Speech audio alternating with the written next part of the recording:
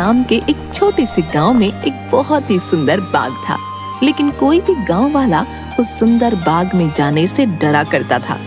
उनका मानना था कि अक्सर बाग के उस पार वाली गुफा के अंदर से किसी जिन्न की आवाजें आती हैं, जो आते जाते लोगों को आवाजें देता है, जिससे गांव वाले बहुत डरा करते थे। एक दिन गांव के दो युवक खेत पर आपस में बात करते हुए, अरे भाई, कल मैं उस बाग की तरफ गया था। वहाँ फिर से उस जिन की वही डरावनी आवाजें आ रही थी। अरे क्यों भाई, क्या करने गए थे तुम वहाँ? क्या तुम्हें पता नहीं बाग के पास वाली गुफा में जिन रहता है? अगर वो तुम्हें कहीं कुछ कर देता तो आइंदा फिर उस बाग की तरफ मत जाना। तभी वो वहाँ से बात करते हुए खेत से चले जाते हैं।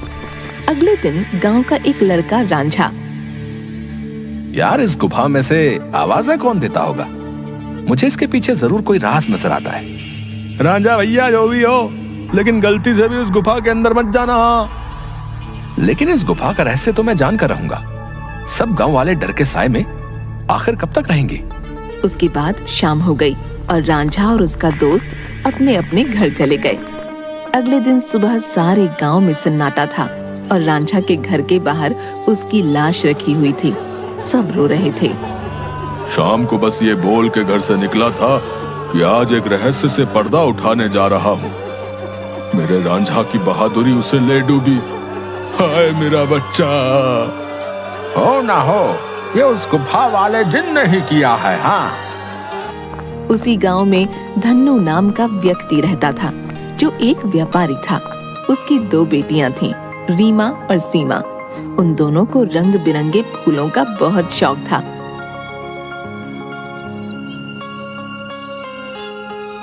बहुत दिन हो गए हैं, चलो आज हम गांव के बाग में चलते हैं। न जाने क्यों हमें बाबूजी उस बाग में जाने से मना करते हैं।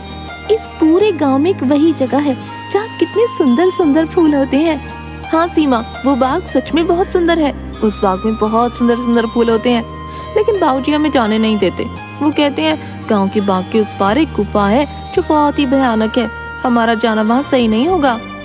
लेकिन गांव की रांझा भाई की मौत के बाद तो गुफा और ज्यादा डरावनी लगने लगी है। अरे रीमा, ये सब झूठी बातें हैं, मुझे नहीं लगता वहाँ ऐसा कुछ है। और वैसे भी गांव वालों ने उस जिन्न को देखा नहीं, बस उसकी आवाज ही सुनी है। अगर सच में वहाँ कोई जिन्न होता तो क्या गांव वालों के सामने नहीं आता? हाँ, बोल तो सही रही हो सीमा, मुझे भी लगता है कि वहाँ कुछ नहीं है। चलो ठीक है, हम दोनों कल ही बाग में जाएंगे और हो सके तो क्या पता रांझा भाई की मौत का राज भी पता चल जाए। हाँ, कुछ नहीं है, वहाँ हम दोनों सुबह चलेंगे, तब तुम खुद ही देख लेना। लेकिन बाबूजी हमें नहीं जाने देंगे सीमा। कल बाबूजी सुबह किसी काम से शहर जाएंगे, उनके जाते ही हम दोनों बाग में जाएंगे। रीमा अपना सिर हिलाती हुई ठीक है। इसके बाद दोनों बहनें अपने कमरे में जाकर सो जाती हैं। अगली सुबह, देखो मेरी प्यारी बेटियों, मैं किसी काम से शहर जा रहा हूँ। तुम दोनों अपना ख्याल रखना और उस बाग में फूल तोड़ने मत जाना। वो जगह अच्छी नहीं है, कोई भी गांव वाला वहां नहीं जाता। पता है ना, रांझा भी वहीं जाने से मारा गया था। हम दोनों बहनें उस बाग में नहीं जाएंगी। इसके बाद धन्नू वहां से चला जाता है। उसके जाते ही दोनों बहनें उस बाग की तरफ जाने लगती हैं कि तभी एक गांव का आदमी उन्हें देख लेता है। अरे सीमा और रीमा बिटिया, तुम इस बाग की तरफ कहाँ जा रही हो? क्या तुम्हें नहीं पता कि बाग की उस तरफ एक गुफा है जो बहुत ही डरावनी है? वहां से अक्सर किसी जिन की आवाज आती है। अरे काका, हम दोनों बस बाग में ही जा रहे हैं, वहाँ से कुछ फूल लेकर बस अभी आ जाएंगे। आप चिंता मत कीजिए, हम बाग के उस तरफ वाली गुफा में नहीं जाएंगे। चलो ठीक है बेटिया, लेकिन तुम दोनों शाम होने से पहले आ जाना। अच्छा, अब मैं चलता हूँ। इसके बाद वो आदमी वहाँ से चला जाता है। थोड़ी दूर चलने पर सीमा और रीमा देखती हैं कि दो चोर आपस में बातें कर रहे होते हैं। अरे भाई, हम ये सही कर रहे हैं क्या? गांव वाले तो कहते हैं उस गुफा में एक जिन रहता है जो लोगों को आवाजें देता है। मुझे नहीं लगता है ऐसा कुछ है। वो गुफा गांव के सरपंच की है। मुझे तो लगता है उसमें बहुत सारा खजाना होगा। सब गांव वालों को डराने का बहाना है। बस चलो, चलकर आज देख ही डालते हैं। इसके बाद वो दोनों गुफा की ओर जाने लगते हैं। उन्हें गुफा की ओर जाता देख रीमा और सीमा भी उनके पीछे जाने लगती हैं कि तभी वो देखती हैं कि वो दोनों चोर गुफा के अंदर जाने ही वाले होते हैं कि वहाँ एक औरत आती है जो देखने में काफी भयानक होती है और उसके हाथ में एक टोकरी होती है जिसमें बहुत सारे रंग बिरंगे फल होते हैं। तभी वो औरत उन दो चोरों से कहती है, कहाँ जा रहे हो तुम दोनों? क्या तुम्हें पता नहीं इस गुफा में एक जिन्न रहता है? वो तुम्हें मार डालेगा। चले जाओ यहाँ से, चले जाओ। क्या कहा? जिन? अरे बाबा! कि तभी उस जिन्न की आवाज आती है, कौन है वहाँ? क्या कोई मुझे सुन पा रहा है? अंदर आओ, निकालो मुझे यहाँ से। जिन्न की ऐसी डरावनी आवाज सुनकर वो दोनों डर जाते हैं। अरे भैया भागो, इस गुफा के अंदर तो सच में कोई जिन है, भागो यहाँ से। और वो दोनों वहाँ से भाग जाते हैं। मैंने तो पहले ही कहा था, यहाँ दोबारा मत आना, वो तुम्हें जिंदा नहीं छोड़ेगा। ये सब रीमा और सीमा देख रही थीं कि तभी वहाँ रीमा और सीमा के सामने वो औरत आ जाती है जो देखने में काफी भयानक होती है, जिसके हाथ में बहुत सारे रंग बिरंगे फल होते हैं। कहाँ जा रही हो तुम दोनों? सीमा और रीमा डरते हुए, हम तो बस ऐसे ही बाग घूमने आए थे काकी, लेकिन आप यहाँ क्या कर रही हैं? मैं तो यहीं रहती हूँ, यही बाग मेरा घर है। तुम दोनों यहाँ से जल्दी चली जाओ, वरना वो जिन्न तुम्हें छोड़ेगा नहीं। जाओ यहाँ से। क्या सच में बाग के उस पार वाली गुफा में कोई जिन्न है काकी? हाँ, और वो बहुत खतरनाक है। तुम दोनों यहाँ से जल्दी चली जाओ। इसके बाद वो औरत वहाँ से चली जाती है। मुझे बहुत डर लग रहा है, अब मैं इसके आगे नहीं जाऊंगी। मुझे लगता है वो औरत सच बोल रही है, वो जिन्न हमें मार डालेगा। मैं नहीं जाऊंगी उस गुफा में। ठीक है, तो मेरा यही इंतजार करना। मैं सच जानना चाहती हूँ, क्या वाकई वो आवाज जिन्न की है या नहीं? इसलिए मैं तो गुफा के अंदर जा रही हूँ। तुम यहाँ से कहीं मत जाना, मैं जल्दी आ जाऊंगी। इसके बाद रीमा अकेले ही आगे चलती है।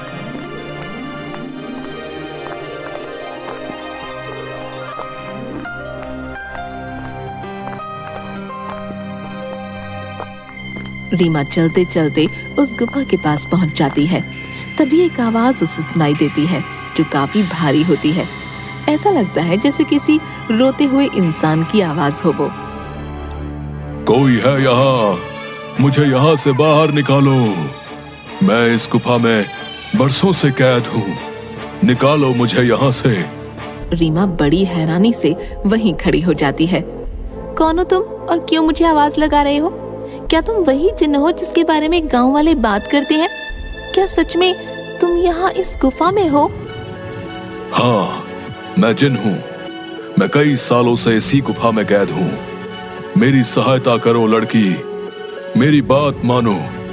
मैं तुम्हें कोई नुकसान नहीं पहुंचाऊंगा। तुम मुझे इस गुफा से आजाद कर सकती हो। इसके बाद मैं यहाँ से हमेशा के लिए चला जाऊंगा। मेरी सहायता करो। क्या सच में हमेशा के लिए तुम यहाँ से चले जाओगे? मैं तुम्हारी सहायता जरूर करूंगी। मुझे क्या करना होगा जिन? बताओ मुझे, मैं अवश्य ही करूंगी। तभी गुफा के दरवाजे खुलते हैं और रीमा उस गुफा के अंदर चली जाती है।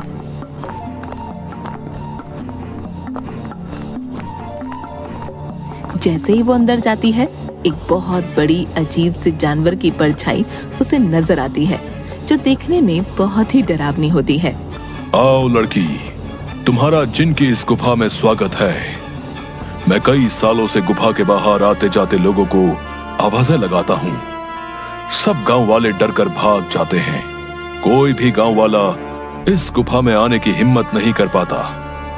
लेकिन तुम बहुत ही बहादुर लड़की हो जो इस गुफा में अकेली चली आई हो। क्या तुम जिन्न हो?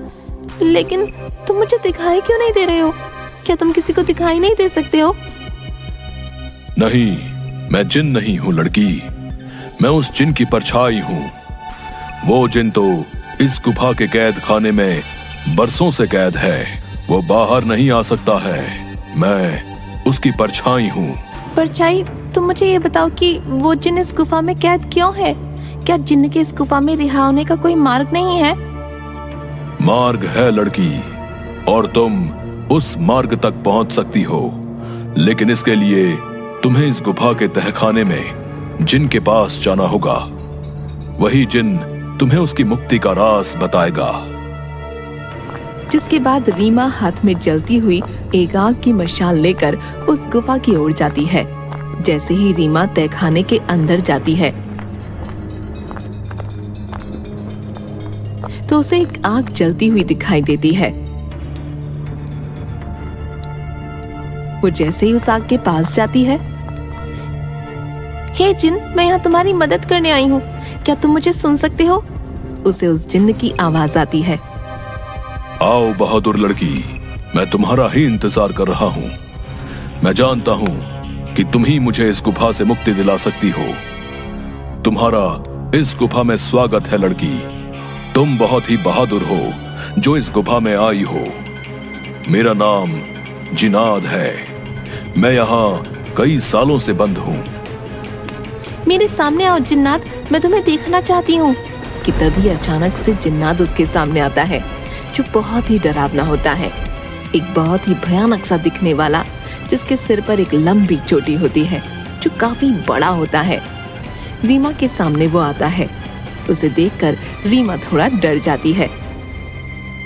देखो, तुम डरो मत लड़की, मैं तुम्हें कुछ नहीं करूंगा। मैं जानता हूं कि तुम मेरी मदद करने आई हो, लेकिन मेरी मदद करना इतना भी आसान नहीं है। तुम एक बार और सोच सकती हो। क्या तुम वाकई मेरी मदद करना चाहती हो? लेकिन मैं तुम्हारी मदद कैसे कर सकती हूँ, और तुम यहाँ कैद कैसे हुए? बताता हूँ। बहुत साल पहले इस गुफा में एक औरत रहती थी। वो बहुत गरीब थी। वो गुफा के बाहर वाले बाग से फल तोड़ा करती थी और उन्हें ही खाया करती थी।